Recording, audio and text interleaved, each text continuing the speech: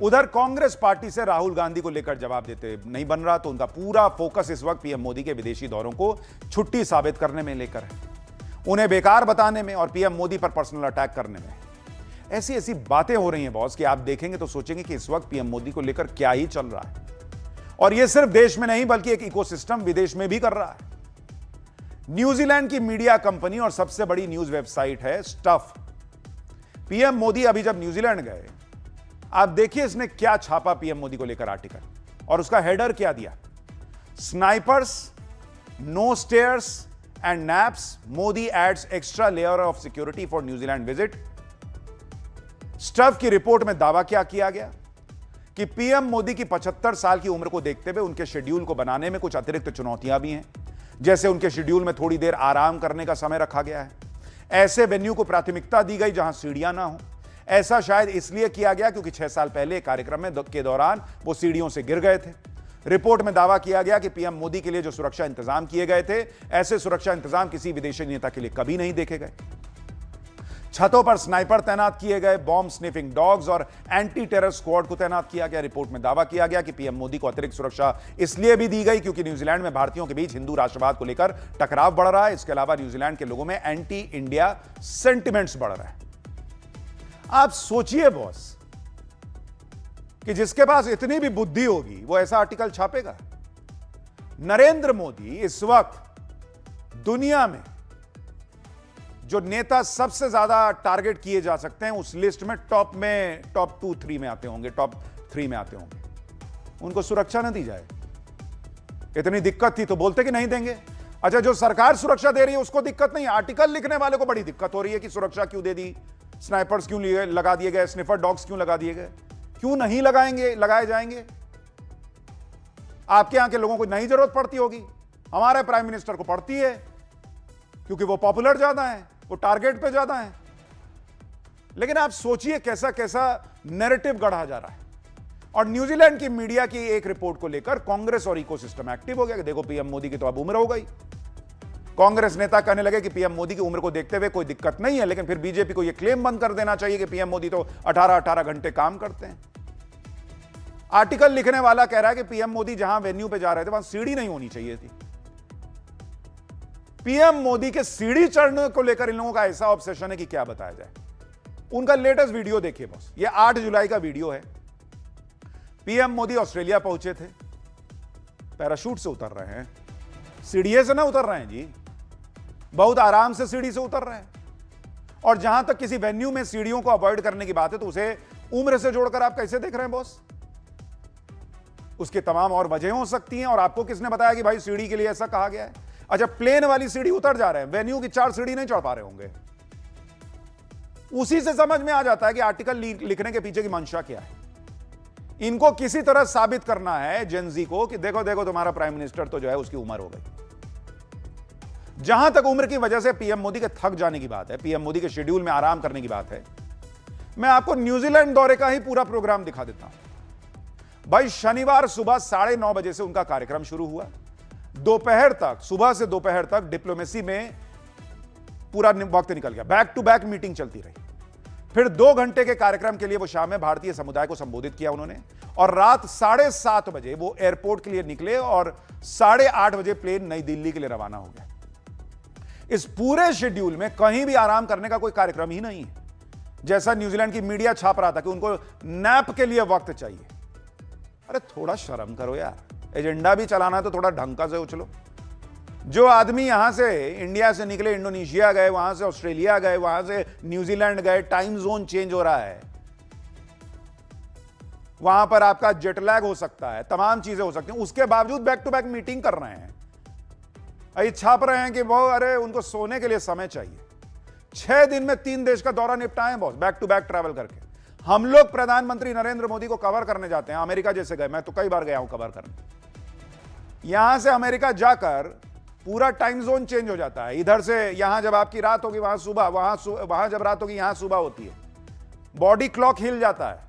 4 दिन कवर करने के बाद सारे पत्रकारों की हवा टाइट होने लगती है, और नरेंद्र मोदी की मीटिंग बैक टू बैक चलती है।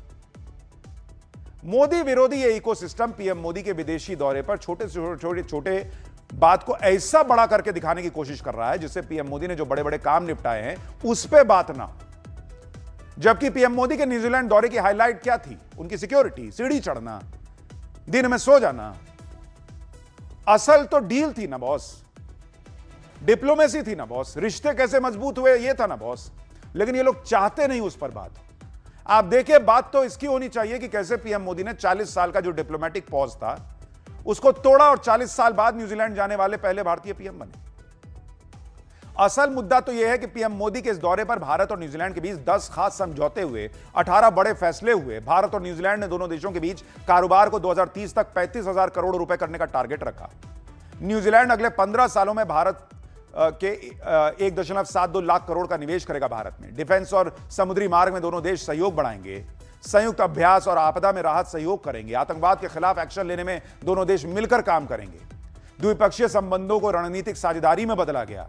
भारत न्यूजीलैंड के बीच फ्री ट्रेड एग्रीमेंट हुआ, आगे बढ़ाने पे बात हुई। इस पे नहीं आर्टिकल छाप रहा है, सीढ़ी गिन रहा है कि सीढ़ी कितना चढ़ रहा है। आप सोचिए कि जिस न्यूजीलैंड के साथ रिश्तों को कांग्रेस ने अनदेखा किया, उसे आगे बढ़ाने पर इतना जोर नहीं दिया, उसे पीएम मोदी आज आगे बढ़ा रहे हैं तो इकोसिस्टम माहौल बना रहा है। कांग्रेस नेता सुप्रिया श्रीनेत पीएम मोदी के विदेश दौरे को लेकर अलग तरह से टारगेट कर रही है। कांग्रेस नेता सुप्रिया श्रीनेत ने पीएम मोदी के विदेशी दौरों का शेड्यूल डालते हुए लिखा कि यह पीएम मोदी का समर वेकेशन का प्लान है। कांग्रेस कह रही है कि पीएम मोदी तो भारतीयों को विदेश न जाने की सलाह दे रहे थे, अब खुद 57 दिनों में 11 देशों की यात्रा कर रहे हैं। यानी पीएम मोदी के विदेशी दौरों को कांग्रेस पीएम मोदी की गर्मी की छुट्टी बता रही है, जबकि ये वो विदेश दौरे हैं जिसमें पीएम मोदी ने देश के लिए बड़ी बड़ी डील्स निपटाई। युद्ध से भारत पर ज्यादा असर न पड़े, इसके लिए भारत की एनर्जी सिक्योरिटी को मजबूत किया। कैसे चीन से लड़ना है, कैसे चीन को काउंटर करना है, कैसे रेयर अर्थ मटेरियल के लिए डील करनी है, यूरेनियम लाना है देश के लिए, इनको नहीं दिख रहा है, छुट्टी मना रहे हैं। कमाल की बात यह है कि पीएम मोदी पर हमला करते करते खुद कांग्रेस की इस बात का डंका पीट रही है कि पीएम मोदी युद्ध के दौरान 57 दिनों में 11 देशों की यात्रा कर चुके हैं। यानी वो खुद मान रही है कि डिप्लोमेसी जो है वो नेक्स्ट लेवल पर गई है। आप सोचिए किस तरह से ये लोग चीजों को बताते हैं। पीएम मोदी के खिलाफ आप कांग्रेस की राजनीति का लेवल देखिए। इंडोनेशिया में पीएम मोदी एक कार्यक्रम में वहां की जो संसद की स्पीकर पुआन महारानी से बात कर रहे थे। उस वीडियो को लेकर कांग्रेस नेता सुरेंद्र राजपूत ये लिखने लगे कि कंट्रोल उदय कंट्रोल। महाराष्ट्र कांग्रेस ने भी ऐसा ही पोस्ट करके पीएम मोदी को टारगेट किया, लेकिन जब विवाद हुआ तो पोस्ट डिलीट कर दिया। उसमें ये लोग दिखाना क्या चाह रहे थे कि नरेंद्र मोदी जैसे वहां की स्पीकर को जो है वो साइड से घूर रहे हैं, देख रहे हैं। अरे कुछ तो स्तर रखोगे यार, देश के प्राइम मिनिस्टर हैं। पर्सनल लेवल पे जाके इस तरह का अटैक आजकल हो रहा है। ये सब पूरा कोऑर्डिनेटेड चल रहा है सोशल मीडिया पे बॉस। आप देखिएगा नरेंद्र मोदी को टारगेट करते हुए, क्या है इनको कुछ नहीं आता, देखो देखो कैसा कैरेक्टर है, सीढ़ी नहीं चढ़ पा रहे हैं, बुढ़ा गए हैं, ये हो गया, इस तरह की चीजें चल रही। इसी तरह कांग्रेस को पीएम मोदी के टेलीप्रॉम्प्टर इस्तेमाल करने से भी दिक्कत है। सुप्रिया श्रीनेत ने पीएम मोदी के इंडोनेशिया दौरे का वीडियो डाला जिसमें पीएम मोदी के सामने टेलीप्रॉम्प्टर दिख रहा है और कांग्रेस नेता ने लिखा कि हमारा टेलीप्रॉम्प्टर वाला शेर। मतलब ऐसे माहौल बना रहे हैं कि जैसे दुनिया में सिर्फ पीएम मोदी इकलौते नेता हैं जो टेलीप्रॉम्प्टर में देखकर भाषण देते हैं।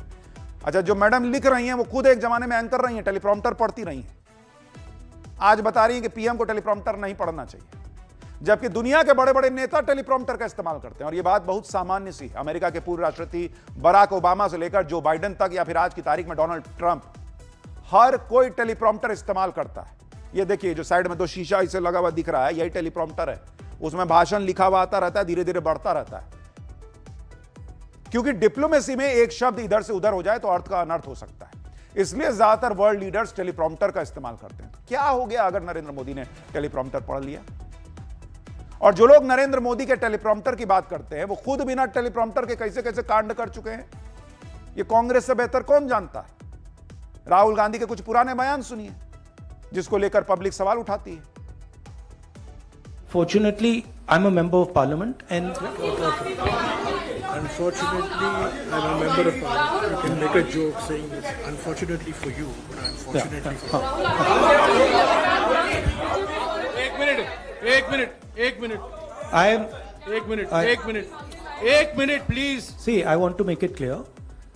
Unfortunately for you, I'm a member of parliament, and as the allegation has been made in parliament, Ashok Gehlot ji ने यहां पे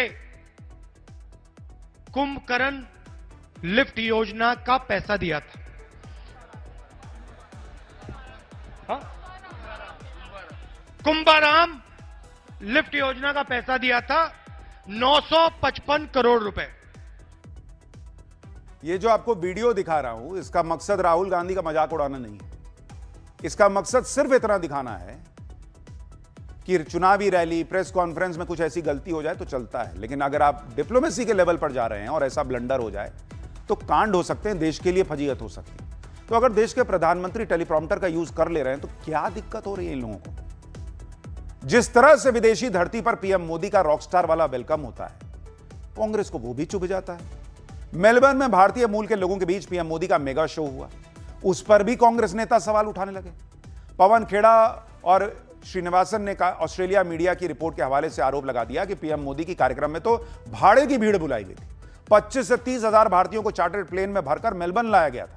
इतना पैसा कहां से आया, कौन इसे फंड कर रहा है, ये सब सवाल उठने लगे. जबकि हमने आपको मेलबर्न में पीएम मोदी के कार्यक्रम की झलक दिखाई थी.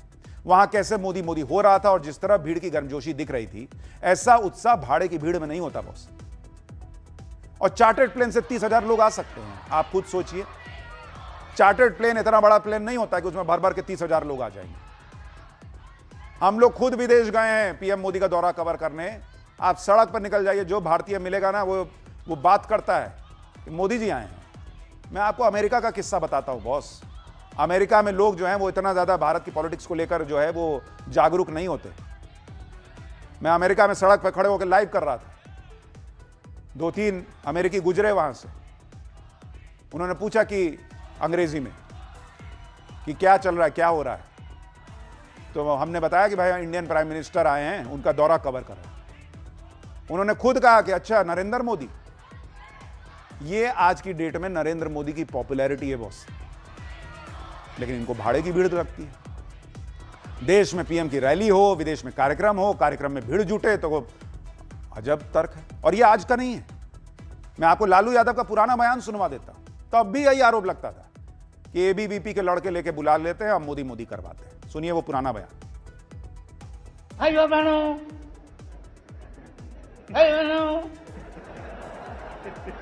बिजली आई, बिजली मिली तो बिजली. अरे मोदी जी ठीक से बोलो, नहीं तो नस फट जाएगा यार. 50 करोड़, 50 करोड़, 70 करोड़, 90 करोड़, कितना दे? अब विद्यार्थी परिषद का लड़का आगे बैठ के मोदी मोदी मोदी. हम लोग नहीं समझते हैं. मेलबर्न में जो मोदी मोदी हुआ उससे कांग्रेस पीएम मोदी का पेड कैंपेन बता रही है. लेकिन अगर ऐसा तो है तो क्या कांग्रेस इंडोनेशिया के राष्ट्रपति को भी भाड़े की भीड़ बताएगी क्या? इंडोनेशिया के राष्ट्रपति कह रहे थे कि वो पीएम मोदी की पॉलिसी की कॉपी करते हैं और इससे उनके देश का फायदा हो रहा है. यह भी क्या नरेंद्र मोदी ने बुलवा लिया, पेड कैंपेन है? क्या वो न्यूजीलैंड के पीएम को भी भाड़े की भीड़ बताएंगे जिन्होंने शनिवार को पीएम मोदी की भर भर कर तारीफ की थी? सुनिए एक बार. In just the last decade, 250 million Indians were lifted out of poverty. The number of airports more than doubled to 157. About 95,000 kilometres of brand new highways have been built. I'm telling you, that's enough to drive from New Zealand to India and back again 8 times.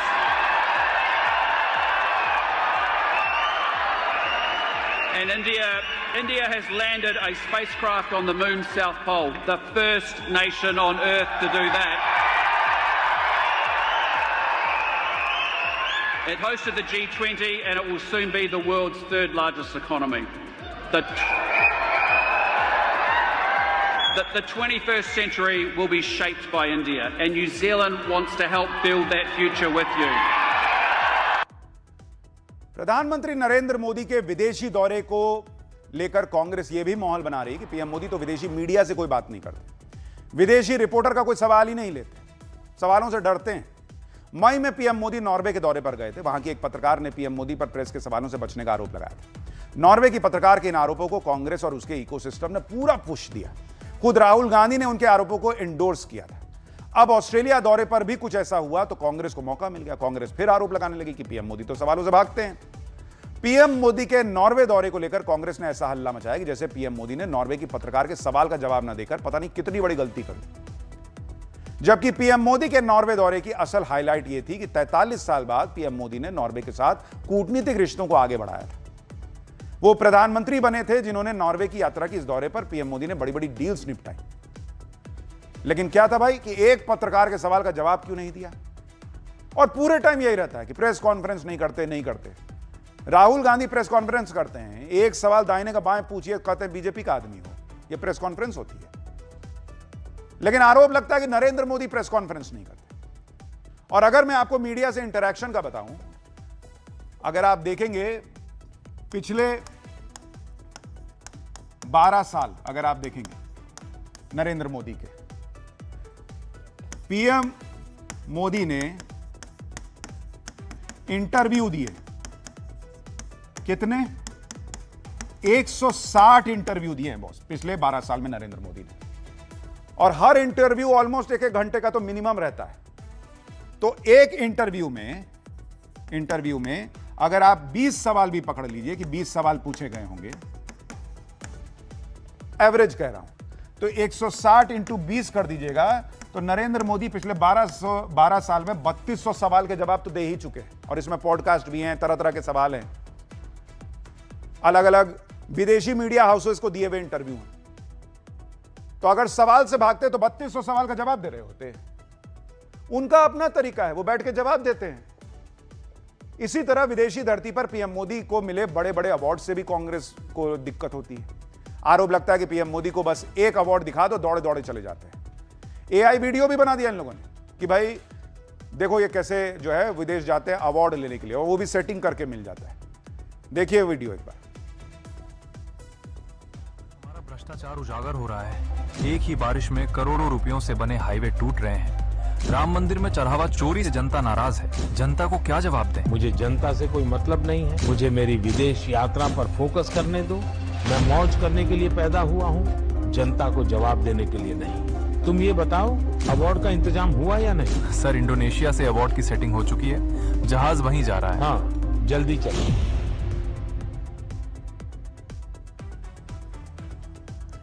विदेशी धरती पर PM Modi को जो award मिलते हैं वो देश का मान होते हैं। पीएम मोदी भी हर बार इस अवार्ड को पूरे देश को समर्पित करते हैं, कोई पर्सनल उपलब्धि नहीं बताते।